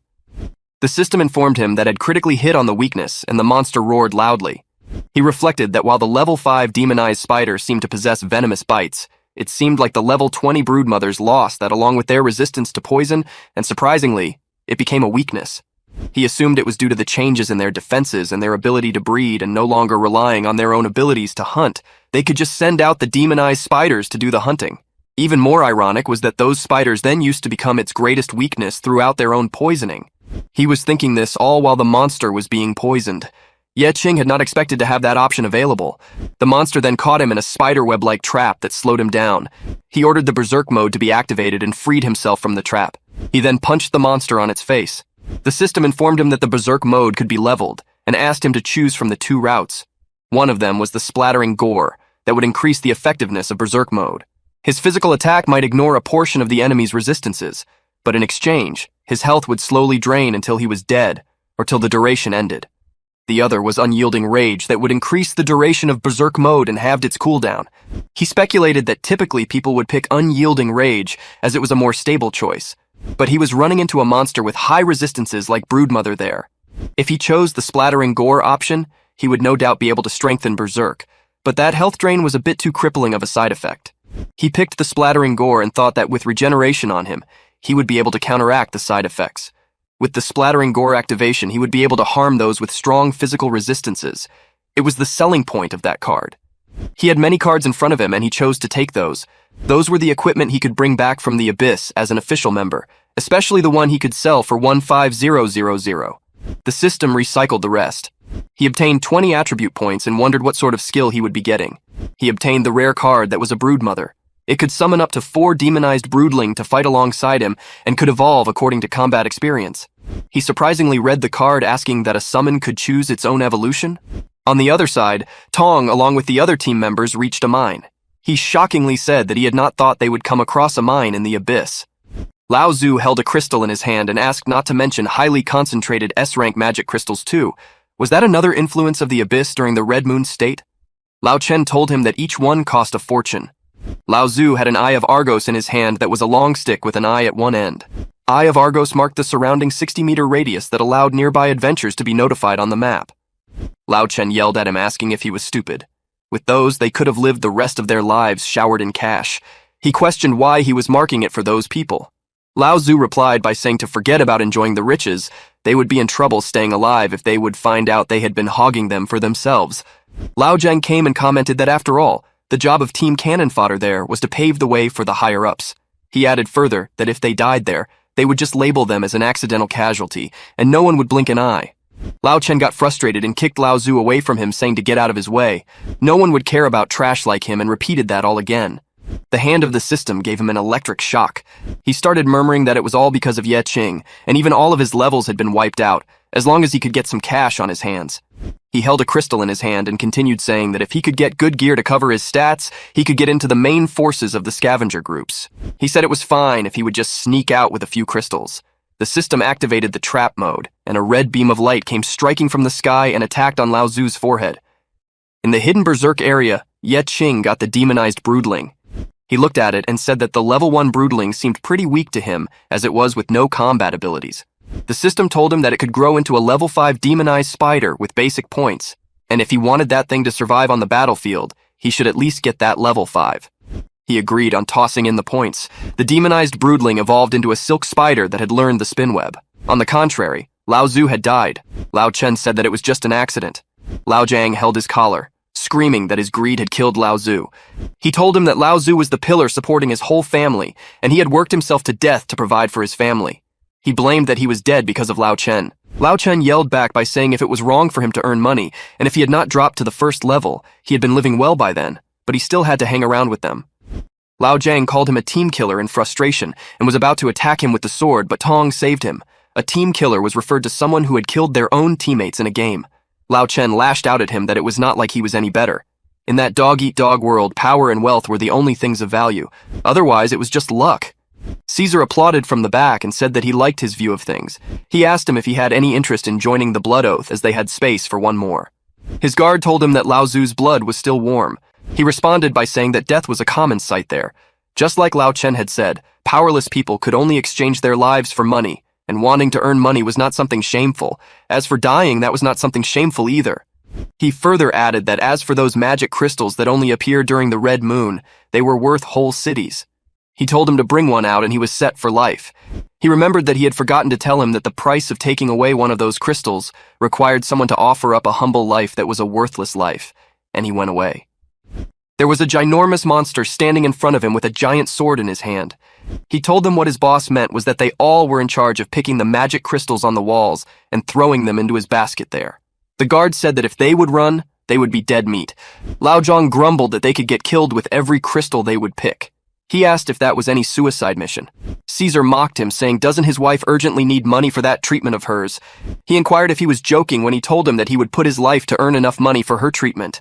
He warned him to remember it was not a shameful thing to exchange that useless life of his for money. As Lao Zhang was about to pick up the first crystal, he stopped and apologized that he couldn't do that. He started crying and said he'd be honest. He had gambled away too much money and had only come to pay debts, and he doesn't want to die. Caesar called him useless as expected. Lao Chen thought that he completely outclassed him. He wouldn't be a match for him even when he had his full powers. He called Caesar a big brother and asked if he had just told him about the Blood Oath recruiting and said if he was interested. He further told him that he was just a fire mage, but he would like to join. He replied by asking if he had said something like that. The other guy reminded him that he had said that and mockingly called him a big brother. He commanded Lao Chen to go towards him. Lao Chen bent on his knees, saying that he was willing to sacrifice his life for him. Caesar taunted him, saying if he had really thought he was something. He further added that he would not let a piece of trash like him enter into his group of elites. He called him a good-for-nothing team killer and said that he would have been sentenced to death in no time. He was just making his death have a bit more value. He asserted that it was okay if they were angry, but they wouldn't leave that place alive and he would turn them all into corpses. Then he would let the necromancers control them to collect those magic crystals. After all, they had all died once already. A few more times was not a big deal. Meanwhile, Ye Qing came and captured back the blood nightmare. Tong was going to shut Caesar's mouth, but Ye Qing stopped him, telling him not to be rash, and asked him to leave it on him and wait over there. He went in front and queried how dangerous it was to collect those crystals. One of the guards mockingly asked what kind of trash had appeared at such a time. He removed one crystal from a giant rock. The guard shouted at him to tell them before he took one out. He would kill all of them.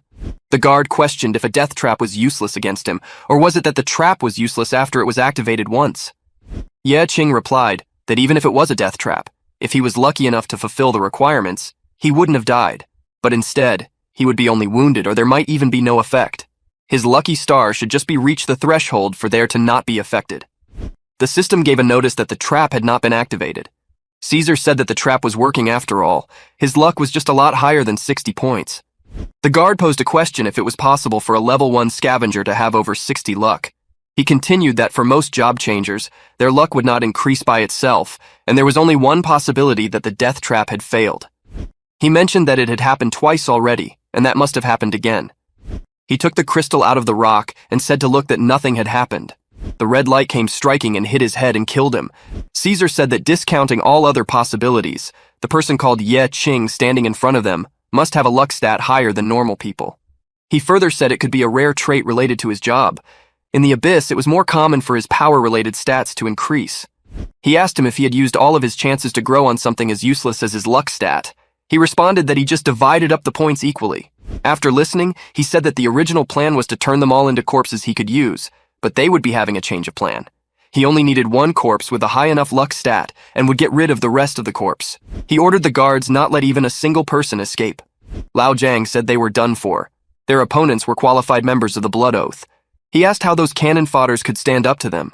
Tong reminded them that they still had time to run. Lao Chen started running away with a crystal in his hand. Ye Qing questioned what he was running for. They had got the numbers on their side. Lao Zhang said that not anymore. They were then short on one. He responded that they were not short on men. The guards started talking to each other if they had heard something. A group of creatures came running in front of them. Everyone started screaming that there were monsters in there. Lao Zhang worriedly said that it was bad. Not only they had content with enemies, but there were monsters as well. Ye Qing said that he had picked up a few spiders on the way, and they were on their side. Lao Jiang mockingly asked him since when he could control spiders. One of the guards was enemy necromancer level 20, and the other one was enemy berserker level 17. The third one was enemy hunter X2 level 18, and the fourth one was the enemy paladin level 19. Ye Qing was not entirely sure of the gap between the humans and his monsters, but his gut feeling was that they would not be much of an issue. The system was unable to identify human enemies who were close in power. Caesar queried if Ye Qing could control the abyssal monsters. He spoke to him that he looked like he had got his own tricks through scavenging here and there. Ye Qing thought that in that case, that guy would not be that much lower than him in stats, and possibly even higher than him. Caesar warned him that if his monsters were not more than level 10 monsters, they would not be even worth mentioning. He commanded him to clean up the monsters first and then silence them. He asked him to be careful not to chip the crystals. Ye Qing told Lao Chen that he had changed the plans. If he didn't want to die, he should have followed the directions. Lao Jiang commented that he knew Ye Qing was sacrificing himself to stall them like that, but he was fine with it because he knew he could do that himself. Ye Qing talked to Tong, saying he was sure he had got his own goals for exploring the abyss. He further told him if he doesn't want to die, then he should start running. Tong told him that he would never forget his sacrifice and ran away from there. He got hurt while running, on which Lao Chen screamed at him and asked what he had done. He apologized and said that ever since he had entered the abyss, it had been one lucky thing after another. He wasn't sure why. Enemy Paladin attacked the monster with a hammer and said that he would send those trash mobs off one hammer at a time. The monster attacked him by spitting spiderwebs from its mouth on his entire face. Ye Qing came and saved him, on which he yelled, questioning if he was trying to take on a level 19 at his level. He said he must be dreaming and threw him away from his shield bash. He told him that his spiders were only level 10 and they were good enough to scatter their forces. He further continued that against an organized group like the Blood Oath, it was still not enough. He took out his dagger and injured both of his legs, and blood started to come out from the side of his legs, and they both started fighting. An archer came and asked if Ye Qing had dodged. The other archer said it doesn't seem like that and told him that he probably wasn't aiming right. He told him to adjust his speed and try again. He targeted him again and attacked him right, but this time Ye Qing had split the arrow in two with his dagger, on which the archer remarked that he had intercepted that time. With his great flame explosion, Ye Qing had burst the ground where the both archers were standing. They both said that he was very tough. In the next scene, the enemy berserker of level 17 had knocked out a monster. He then stepped towards Tong to attack him with his giant sword, on which he said not to come after him, as he hadn't attacked him. Lao Jiang then came in between and shouted at him to get out of the way. He yelled at Tong that it was all because of him that they couldn't escape. He proceeded to say that if he doesn't want to die, then he should get up and fight. Lao Jiang was saving himself through his shield, but instead, he was knocked out on the ground with blood coming out of his mouth and eyes. He then got up and said that he shouldn't have come to the abyss. He also said that he was fated to die anyway. He yelled at him that debts were wiped clean after death, and it must be painless and quick. He ordered him to go and kill him. As the enemy berserker picked up his giant sword in the air, his hand froze, and he was not able to move at all. He saw Tong standing behind him, and wondered if he had done that. Tong was amazed by himself that debuff was on the correct target that time. He used an immobilization technique. He called out Lao Jiang by the name Lao Li, and asked him to kill him then, but he told him that he was frozen too. Ye Qing wondered what they were doing. Enemy necromancers came and said even if they had some powerful hidden ability, there was always a limit to their powers, and they could not withstand high demands all the time. Ye Qing thought that summoning was a spell that continuously consumed magic resources. When he had summoned clones before, a lot was already consumed, and summoning spiders also continued to consume mana. He created a magic drink and started sipping it, on which the enemy necromancer asked what drink was that, and he didn't care what he drank as it was too late for him to replenish his mana anyway. A necromancer was a very powerful S-rank job. Before the creature was controlled by, necromancy was completely dismembered, and they would fight endlessly. Ye Qing got shocked on controlling the corpses.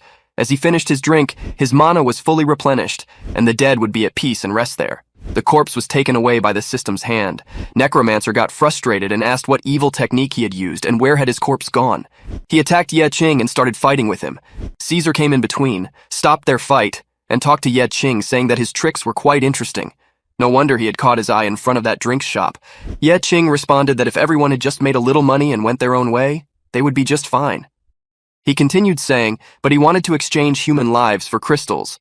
That had already offended him, especially being treated as a cannon fodder. Caesar taunted him that he thought he could stop being cannon fodder just because he had a little potential. He mocked him by saying what a joke. He further added that they were all rotten subordinates of his.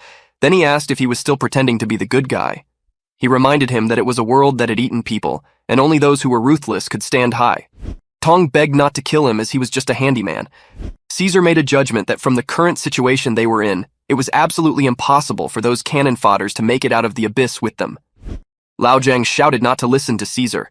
He continued that from the moment they had rebelled against them, it was impossible to get out alive. He ordered them to pick up their swords and kill him.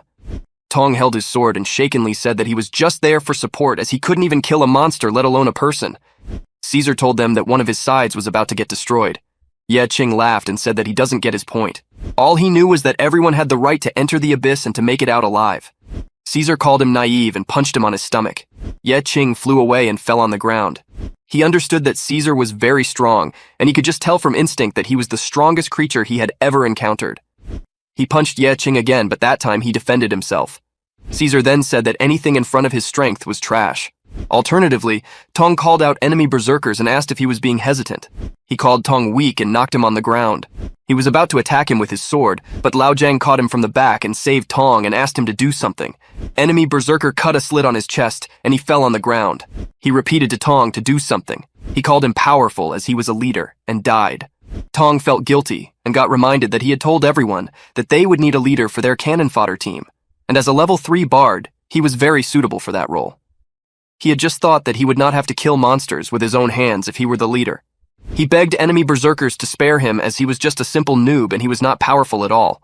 A guy mentioned to him that he was the only guy on the team who had dealt with 0 damage. He asked if he could gain experience by adding buffs. Enemy berserker told him that he couldn't even put a buff on the right target and he had no shame. He told him to get out of their team and left him alone. Caesar came to him and inquired what job he had. He told him that he was a level 3 bard. He asked him to go with him. Unexpectedly, Ye Qing kicked him from the back and they both fell on the other side of the ground. Caesar exclaimed angrily that it was a technique from the martial artist Kang Longjin, which caused continuous physical damage to the target organ. He warned him that if he would use magic after the strike, the injury would deepen, and he might even die suddenly. He further added to it that after all, that blow was a signature combat skill that could cripple even a master of magic. Ye Qing said that it was too fast and he needed to pull away. He started to run back. Caesar followed him, saying if he thought he could run. Ye Qing asked if there was a blood loss debuff when using that skill and said he wanted that pretty badly. He attacked Caesar with his dagger and called out Zhou Tong and fell on the ground. He told him that it was certainly useless to try and rid himself of the past weakness and incompetence, hoping for charity from others. He had dreamed of processing that kind of power more than anyone else, and had also been disappointed by his own incompetence. An octopus-like monster with one eye caught Ye Qing and held him tightly. He continued saying that he was really too useless, but he does not intend to run away because being weak was not something to be afraid of. He further told him that what he should be afraid of most was his heart also becoming weak. Tong gave a thought to it and sighed. The system told him that there was 0 damage dealt. Ye Qing started shouting that he refused and hit the monster with his dagger. He got informed by the system that it was a critical hit and he had dealt with 1 damage. Ye Qing got happy and exclaimed that he had actually succeeded. He said that when he mustered up the courage to take his first step, he knew he had been preparing to become king his whole life, even if he was just a useless trash picker. Tong realized that if he would not become stronger, he would die. He stated that compared to being scoffed at, it was better to disguise himself and avoid fighting. He wanted to become strong. Most importantly, he wanted to become a strong person. Enemy berserker laughed at him and said what a joke. He also said how a mere level 3 could support cuts through his level 17 armor. He would just stand there, and before completing his sentence, Tong threw his sword on the ground. He held his mic and started saying poetry, and it was a great dispersion. Enemy berserker was shocked. Caesar came and asked what happened. Ye Qing said that because he had found the best supporter in the world and summoned the blood nightmare, his inspiration system was obtained. His damage, defense, speed, and resistance all increased by 15%. The blood nightmare went all over the enemy berserker. He tried to let go of it but failed. Caesar punched Ye Qing but missed his shot. Ye Qing mumbled that because of the abundance of magic, the regeneration speed of his body was fast. He activated his berserk mode, splattering gore, and attacked Caesar with it. Caesar wondered why his armor was not working. He thought if it was penetrated by that tattered dagger. Ye Qing reflected that the splattering gore skill that ignored defense had indeed come in handy, but the debuff that made him lose blood was still there. He commented that the battle must be resolved as soon as possible. Caesar found that interesting. He attacked him again with his dagger, but Caesar defended himself and said after 20 years of training how he could lose to a person like him in skills. He flung his hand away and asked if he felt the strength difference between them. He told him that martial artists could advance on the upgrade path and change their jobs to a strength-based destruction king and a skill-based street fighter. But because he doesn't like those weak skill-based styles, he had focused all the points on the destructive power. He punched him with an instant kill, heaven-breaking punch, and threw him on the other side of the ground. But Ye Qing stood back up. Caesar called him stupid and said he wanted to face his instant kill head-on. He laughed and asked him if he really thought he could lose to him in terms of strength. He commanded the system to add all points to strength. The system added 176 free points to his strength. Caesar asked what he had just done. He told him that his strength point value had increased instantly, and his muscle mass had also changed slightly. Caesar laughed and said, "So what?" He explained that though he does not know the impact of martial artists' combat skills regarding destructive power, accumulating 300 free points at once should be enough strength to land one punch. They both punched each other, but Ye Qing knocked Caesar on the ground, and his nose started to bleed. Caesar was in a shock state that how that skillless punch even occurred. Ye Qing punched him again, and said that there would not be any time for him to be shocked, because that battle must end quickly, and told him that from that day onwards, he could join the cannon fodder team. 8 years ago, when Caesar had come there, the first job he had got was to clean all the equipment, and was told that there would be deeper dungeons to fight in later. His boss used to tell him to clean them well, and the rule of the lion-hearted hunters was that the weak were only assigned to shine their shoes. If he wanted to become an official member, he had to prove himself. His boss laughed at him and commented that by the looks of things then, he seemed to be destined to be cannon fodder for the rest of his life. He had thought if he could prove to them that he was not incompetent, he could climb out of the novice ranks. It does not look that hard to him, but a monster attacked him, and he was knocked out on the ground. His mandible was shattered, 8 ribs were broken, the heart was penetrated, and the liver, spleen, and kidneys were all damaged. He was inside a machine that had a glass on all sides, and he was dipped in some blue liquid.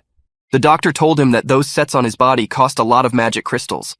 He further told him that abyssal technology could extract value-added cells from abyssal creatures and transplant them into human bodies. Coincidentally, his DNA matched that of the monster. The good news was that he could still live. The bad news was that he would become a mixed breed. He had successfully proved that he was worthy of joining Lionheart as an official member. The monster boss ordered him to put it on and become his extra arm and become his dog.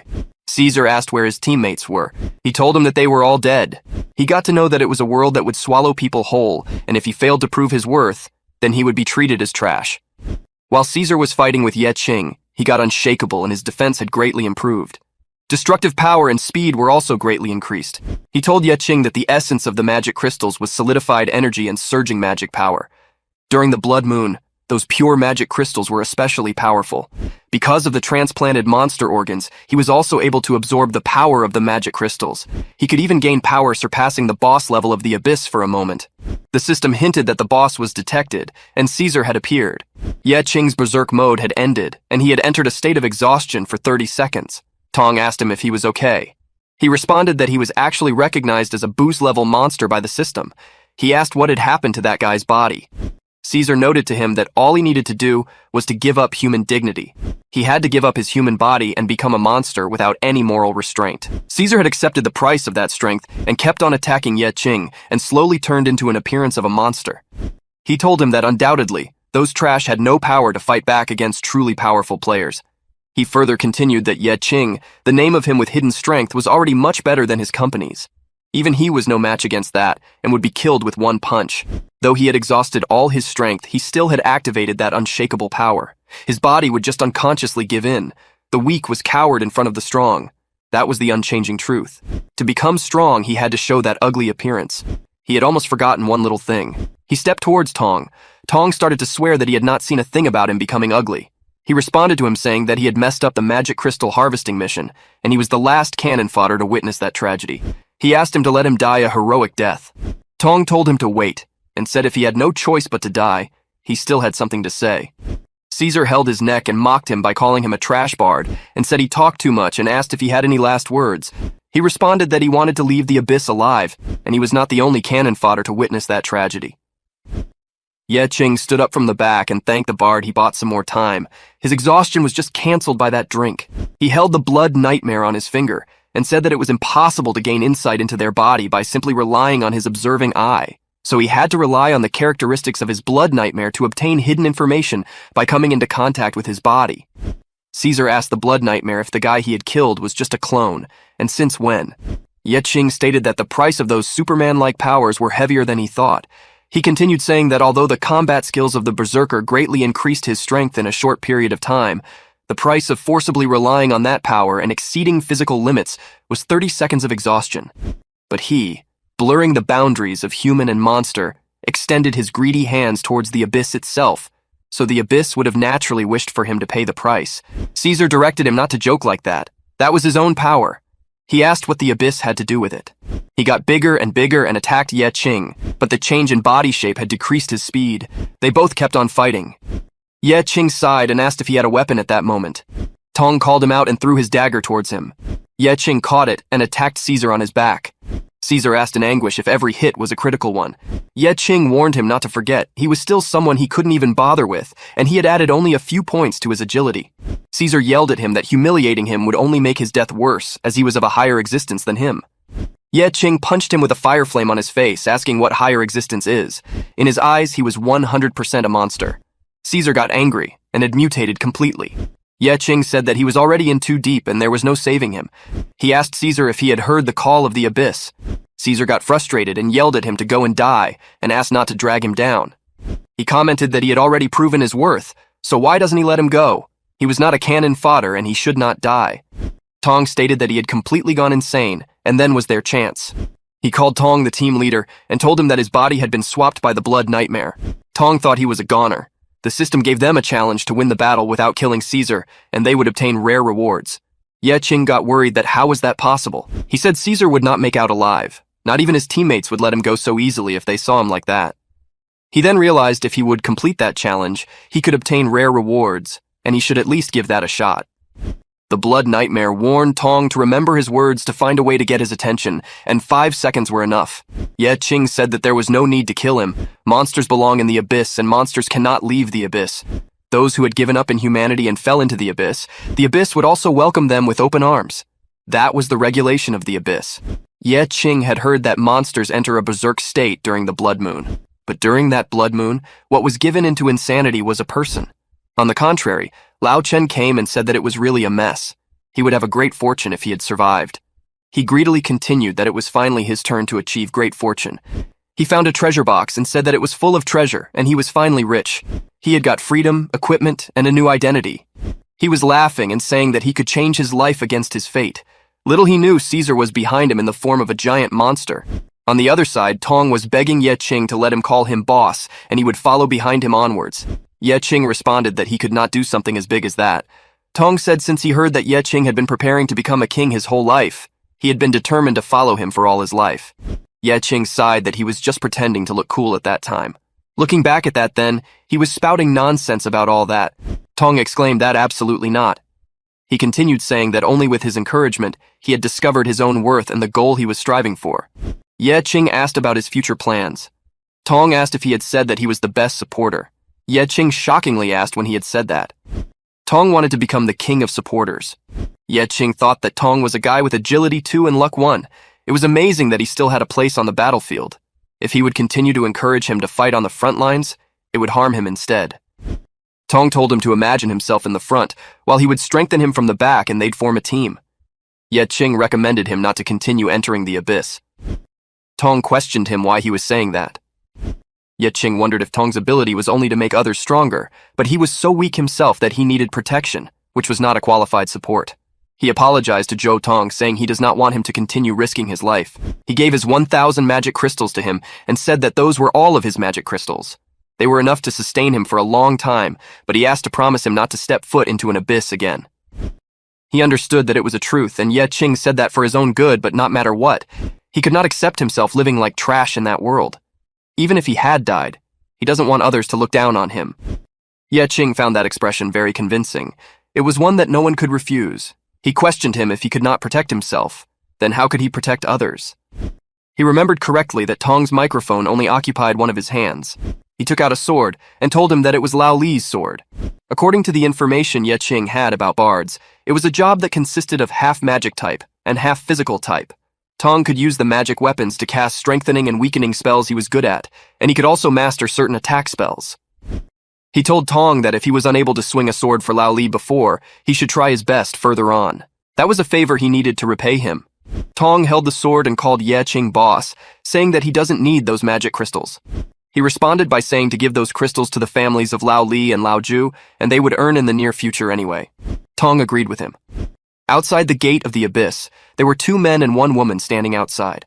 The woman said to those men that after the Blood Red Moon incident, squads of S-rank job changers were dispatched to deal with the monsters in the abyss, and within the depths of the abyss, they had discovered 8 bodies identified as belonging to members of Blood Oath. She also informed them that the body of Caesar, who was the leader of the Blood Oath, had transformed into a monster due to the abyssal corruption and had dealt with accordingly. She also informed that they had also discovered additional bodies, with 1 identified. One of the men asked who it was. She told him the one who has been constantly accused of being a team killer during the abyssal invasions. His name was Chun Xing Dian. She further added to it that high-quality equipment was discovered around the time his body was discovered. Presumably, he encountered the mutated corpse of the former squad leader and was killed in combat. It was an unexpected factor, but was still within their calculation. She had all their information written on pages which she handed to the man. The man asked if there was just one factor. She responded that yes, it was just him.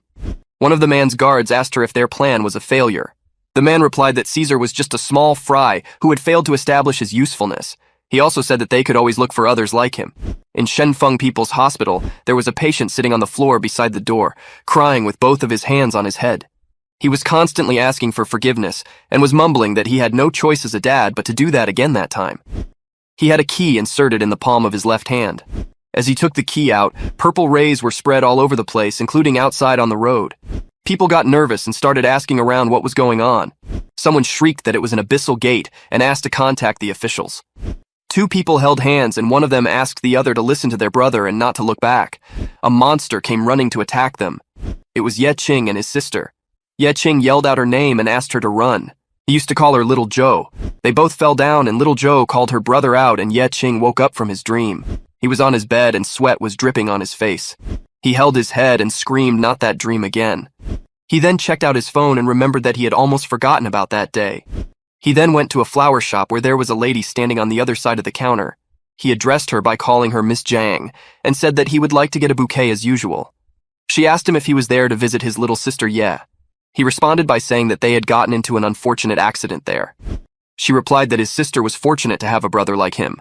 She also complimented his hair and asked if he had got a haircut and said that it was not looking bad. He told her that when he was on his way, he was stopped by a military buff who addressed little Ye and notified him to check out that new technique he had learned. He replied that he still needed to stop by Miss Zhang for the bouquet. He then inquired if she was setting the other flowers outside and offered to help her out.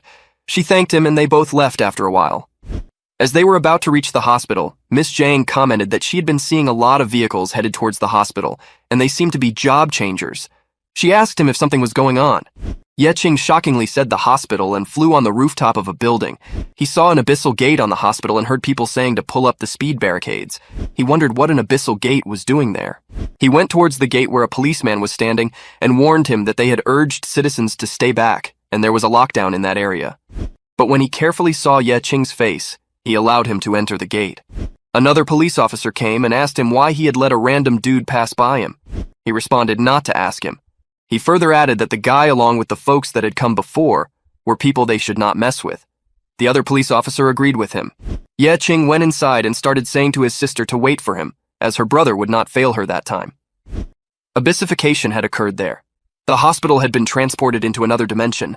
The space was far beyond anything the hospital would have contained, just like the shopping mall before. Ye Qing reached a room that had been cleared up. He assumed that it was the work of the squad who had come before him. He found a bottle there, picked it up and said that the ones who came before him were well off too, as that bottle was not something any regular job changer could have easily afforded. He ordered it to bring it back to the effective magic bottle.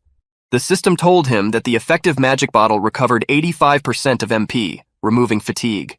Half consumption occurred in the next 30 seconds. Ye Qing grasped that even if he were to take on the Abyss solo and had to find Little Joe, the magic consumption would be heavy and he had to be well prepared. It appeared that there was a fork. He activated his scouting vision. He came to a place that had 2 directions. He was informed by the system that both paths lead to a point of no return. He had to choose a one-way direction. He recognized that those people had left their marks there, and they seemed to be quite recent too. presumably left by the hunting squad before him. He assumed they were there for the rescue operation as well. He took the other route to increase the chances of little Joe being rescued. He was not sure how much time he would spend there. In the worst case, he would have searched that entire place.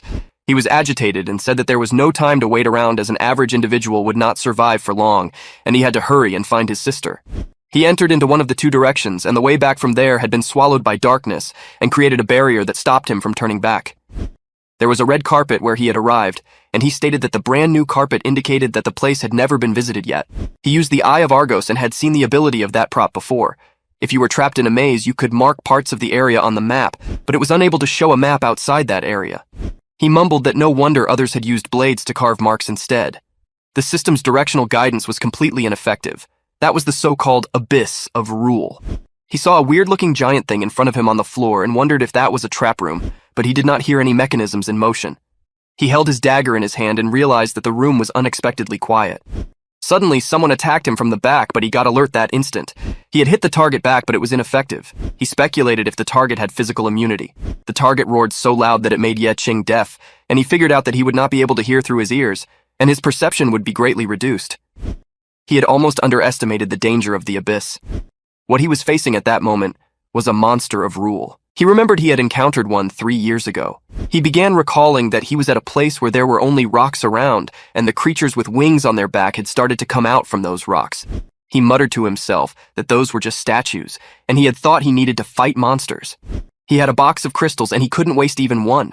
But when he saw those creatures coming towards him, he got scared, and said if he was mistaken, as they were just on top of that pile of rocks. At that moment, a worker came to him and told him not to turn around. He ordered him to look at those creatures and don't blink. He further told him that those monsters were weeping stone statues. He became frightened and asked what that was, and just hearing the name made his hair stand on end. The worker screamed at him to just look at those monsters and not him. He continued telling him that the monsters of the abyss followed certain rules and logic.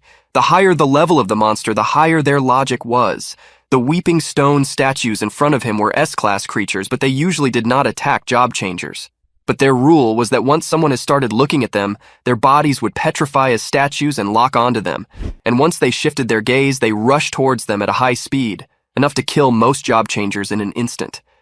Ye Qing asked what they should do next. The worker told him to follow his lead and slowly back away until they would be out of the room. He ordered him not to blink. As they were slowly backing up, Ye Qing tripped on a piece of stone and fell, and all the magic crystals in his box were on the floor. The monsters came rushing towards them, but the worker succeeded in closing the door that didn't let the monsters come towards them. The worker joyfully informed him that he was very lucky that time. If he had attacked a weeping stone statue like other job changers had, he would have found that not only could he not cause any damage, but would be killed in an instant. He further added to it that although they were just scavengers with little fighting ability, but when it came to experience, they were not worse than those other job changers. In the hospital abyss, Ye Qing repeated what that worker had told him, and said that if the monster had a physical immunity rule, then maybe magic attacks would be its weakness. He attacked the monster with the Great Flame Explosion, but it failed because fire control could not be used normally in that abyss. He felt ashamed that fire was the only magic attack he had mastered. He was again attacked by the monster. He murmured to himself that the whereabouts of the boat had yet to be found. There was no way he would stay in the first room without moving forward. He remembered that Demon Spirit had physical immunity, but its attacks were mainly physical. He found that rule combination a bit strange. The monster of rule had a weapon in the shape of a shotel and kept on attacking Ye Qing with it, and he was attacking back with his dagger. When both of their weapons inclined, Ye Qing realized he could ward it off successfully, and he finally understood the rules and mechanisms. He recalled himself that the demon spirit would only materialize when an attack action was executed, and the scythe had not been withdrawn yet. Now the monster of rule had not only lost the protection of the rules that render physical attacks ineffective, but those physical attacks were its weakness instead. Gradually, the monster came into its second form with red flames coming out of it.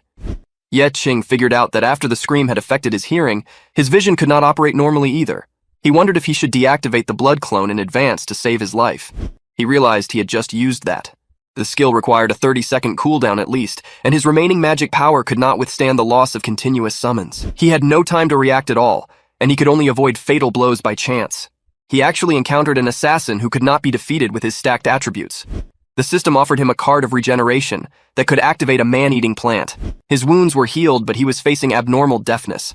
He needed to increase his health so he would not die from a single hit. He laminated himself because he knew that the demon spirit in its second form was afraid of luminous things. Even the faint light of healing magic made it scared to get closer to him. He understood the game and covered himself in fire ashes.